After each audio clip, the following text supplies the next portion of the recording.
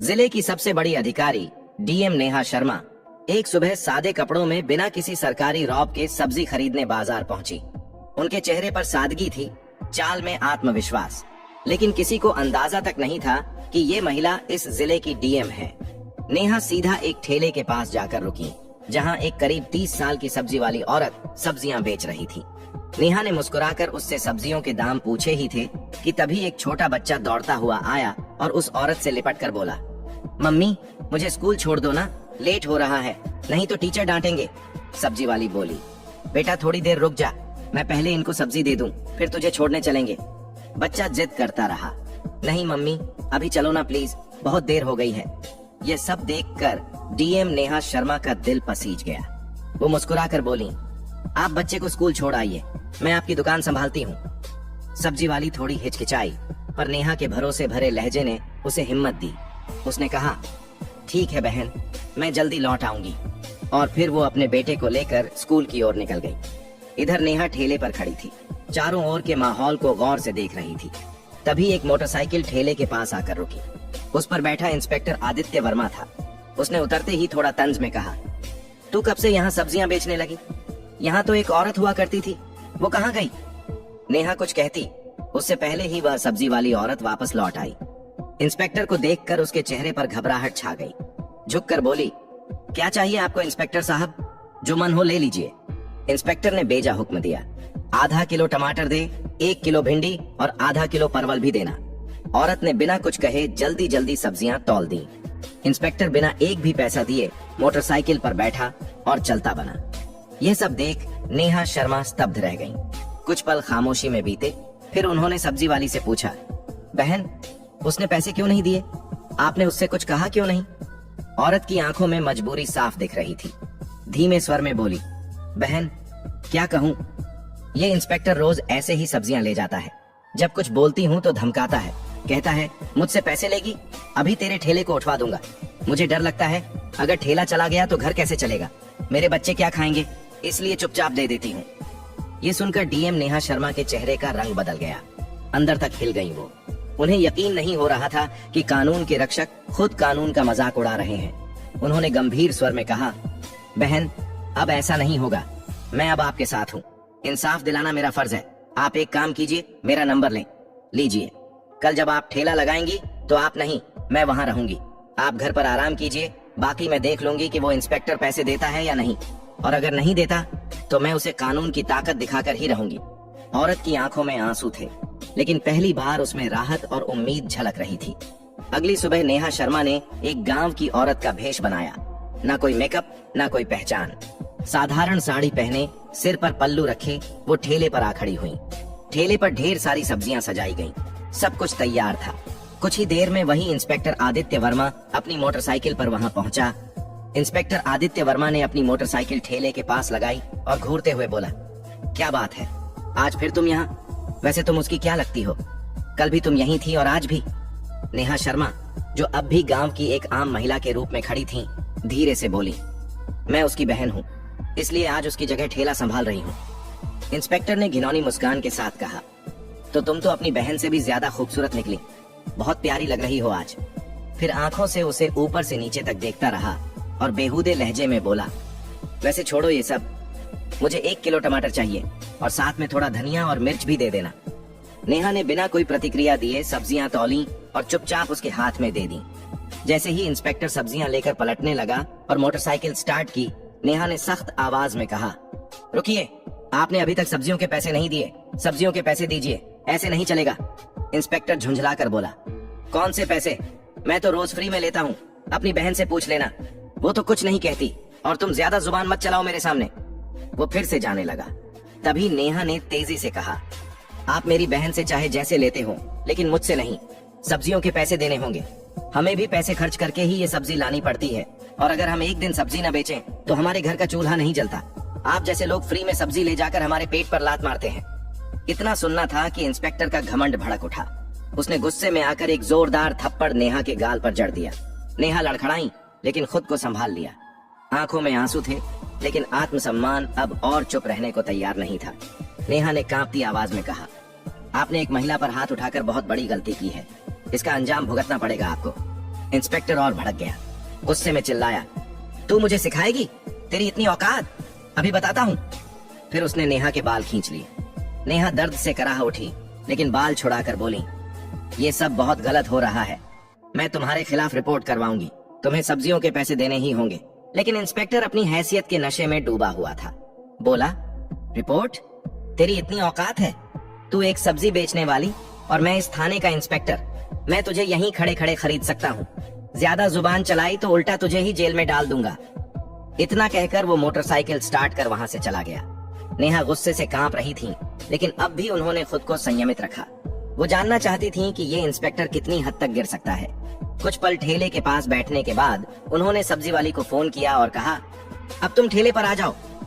सब्जी वाली के आते ही नेहा वहां से चुपचाप निकल गई।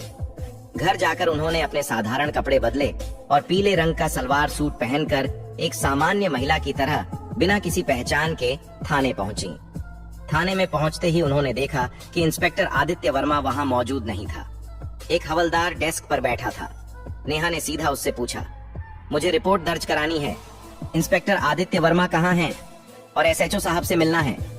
हवलदार ने जवाब दिया, इंस्पेक्टर साहब कुछ काम से घर गए हैं और एसएचओ साहब भी फील्ड विजिट पर बाहर गए हैं। आप चाहें तो कुछ देर बैठ जाइए। नेहा की आंखों में अब इंसाफ की आग थी और ये आग अब रुकने वाली नहीं थी। थाने में कुछ ही पल बीते थे कि अचानक दरवाजा खुला और भीतर एसएचओ रतिक राणा ने प्रवेश किया। भारी कदमों के साथ अंदर आते ही उसकी नजर पीले रंग का सलवार सूट पहने उस साधारण सी दिखने वाली लड़की पर पड़ी, जो और कोई नहीं बल्कि डीएम नेहा शर्मा थी। रतिक राणा ने कड़क आवाज में पूछा, तुम कौन हो और यहाँ क्यों आई हो? नेहा ने शांत स्वर में कहा, मुझे रिपोर्ट दर्ज करवानी है। ये सुनकर रतिक राणा व्यंग्य में मुस्कुराया और बोला, रिपोर्ट करवानी है तो पहले कुछ खर्चा पानी लाया है? यहाँ रिपोर्ट दर्ज कराने के लिए 10 से 20 हजार लगते हैं। लाई हो तो निकालो फटाफट, फिर लिखवाता हूँ तुम्हारी रिपोर्ट। ये सुनते ही नेहा शर्मा का चेहरा सख्त हो गया। उन्होंने गंभीर स्वर में कहा, किस बात का पैसा? रिपोर्ट दर्ज करवाने के लिए कोई शुल्क नहीं लगता। आप रिश्वत क्यों मांग रहे हैं? रतिक राणा हंसते हुए बोला, तुम्हें किसने कहा कि मुफ्त में रिपोर्ट होती है? यहाँ जो भी आता है अपनी मर्जी से पैसे देता है और अगर नहीं देगा तो उसकी रिपोर्ट नहीं लिखी जाएगी। अब तुम्हारी मर्जी है। नेहा ने गहरी सांस ली, फिर बोली, ठीक है, लीजिए 10,000 रुपए, अब रिपोर्ट लिखिए। पैसे लेते ही आर्थिक राणा ने पूछा, बताओ किसके खिलाफ रिपोर्ट है? नेहा ने गंभीर होकर कहा, इंस्पेक्टर आदित्य वर्मा के खिलाफ। उन्होंने एक सब्जी बेचने वाली औरत से बदतमीजी की। रोज उसके ठेले से बिना पैसे के सब्जियां उठाते हैं और जब मैंने विरोध किया तो मुझ पर हाथ उठाया। मैं इस पर सख्त कानूनी कार्रवाई चाहती हूँ। रतिक राणा का चेहरा स्याह पड़ गया। घबराहट उसके चेहरे पर साफ दिख रही थी। उसने हकलाते हुए कहा, वो तो हमारे थाने के सीनियर इंस्पेक्टर हैं और वैसे भी अगर कोई फ्री में सामान दे दे तो इसमें क्या गलत है? हम पुलिस वाले हैं, थोड़ा बहुत चलता है। नेहा अब सब समझ चुकी थी। ये सिस्टम अंदर से सड़ चुका था। ये केवल वर्दी नहीं, गरीबों की मजबूरी का सौदा कर रहे थे। उन्होंने कुछ नहीं कहा, बस चुपचाप थाने से निकल गईं। लेकिन उनकी आंखों में अब एक आग जल चुकी थी। अगले दिन सुबह डीएम नेहा शर्मा वर्दी पहनकर गाड़ी से सीधे उसी थाने में पहुंची। साथ में उनके सरकारी गार्ड्स भी थे। थाने के गेट पर वर्दी में उन्हें देखकर सारा स्टाफ हक्का बक्का रह गया। अंदर घुसते ही इंस्पेक्टर आदित्य वर्मा और एसएचओ रतिक राणा दोनों मौजूद थे। दोनों के चेहरे पर हवाइयां उड़ गईं जब उन्होंने सामने उसी लड़की को देखा जिसे उन्होंने अपमानित किया था। लेकिन आज वो आम औरत नहीं थी बल्कि जिले की डीएम थी। घबराए हुए दोनों एक साथ बोले, आप कौन हैं और ये वर्दी क्यों पहनी है? नेहा की आंखें अब एक अधिकारी की गरिमा से चमक रही थीं। उन्होंने गंभीर स्वर में कहा, वर्दी नहीं दिख रही? मैं हूँ इस जिले की डीएम नेहा शर्मा और मैं अब सब जान चुकी हूँ कि इस थाने में किस तरह गरीबों को धमकाया जाता है, उनसे पैसे ऐंठे जाते हैं और कानून के नाम पर अत्याचार किया जाता है। दोनों के पांव तले जमीन खिसक गई। घबराहट में उनकी आवाज कांपने लगी। मैडम, ये क्या कह रही हैं आप? अगर आप वाकई डीएम हैं तो हमें कोई आईडी दिखाइए। नेहा ने बिना एक शब्द कहे अपने बैग से सरकारी पहचान पत्र निकाला और आर्थिक राणा के सामने रख दिया। आईडी देखकर रतिक राणा के हाथ कांपने लगे। उसके चेहरे से सारा रंग उड़ गया। तुरंत हाथ जोड़ते हुए नीचे झुक गया। माफ कर दीजिए मैडम, मुझे नहीं पता था कि आप डीएम मैडम हैं। मुझसे बहुत बड़ी गलती हो गई।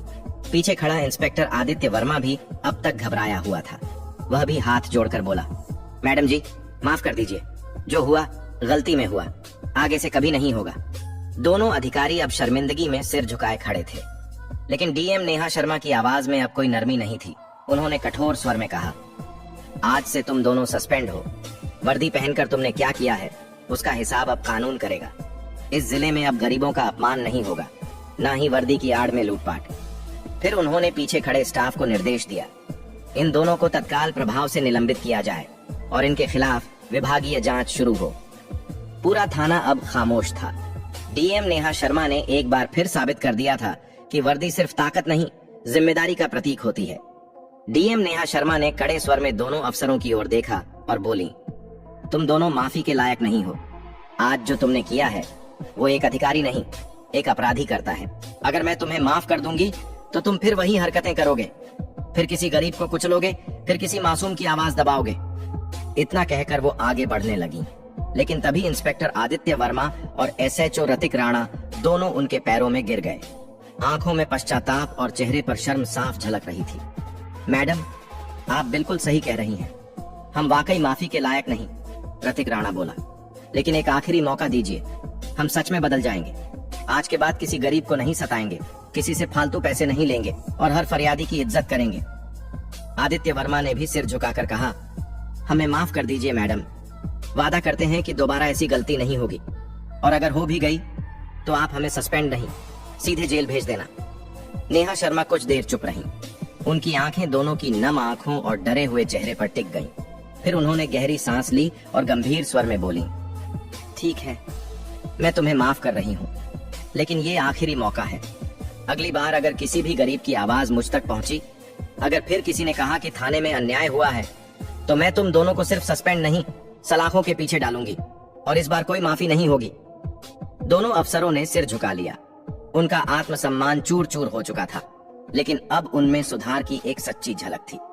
नेहा शर्मा ने थाने से बाहर निकलते वक्त एक नजर पूरे स्टाफ पर डाली और बोली, पुलिस की वर्दी डराने के लिए नहीं, भरोसा देने के लिए होती है। इस वर्दी की इज्जत तभी होगी जब इसे पहनने वाले खुद इज्जत देना सीखेंगे। डीएम के जाते ही पूरे थाने में सन्नाटा छा गया। सबके चेहरों पर शर्म और सोच की लकीरें थीं। उस दिन के बाद पूरा थाना जैसे बदल गया। अब न कोई रिश्वत लेता था, न किसी गरीब की आवाज दबाई जाती थी। हर फरियादी की बात सुनी जाती, रिपोर्ट बिना पैसों के दर्ज होती और सड़क से बाजार तक हर जगह पुलिस लोगों की मदद करती नजर आने लगी। सब्जी वाली औरत भी अपने ठेले पर मुस्कान के साथ बैठती थी, क्योंकि अब उसे किसी का डर नहीं था।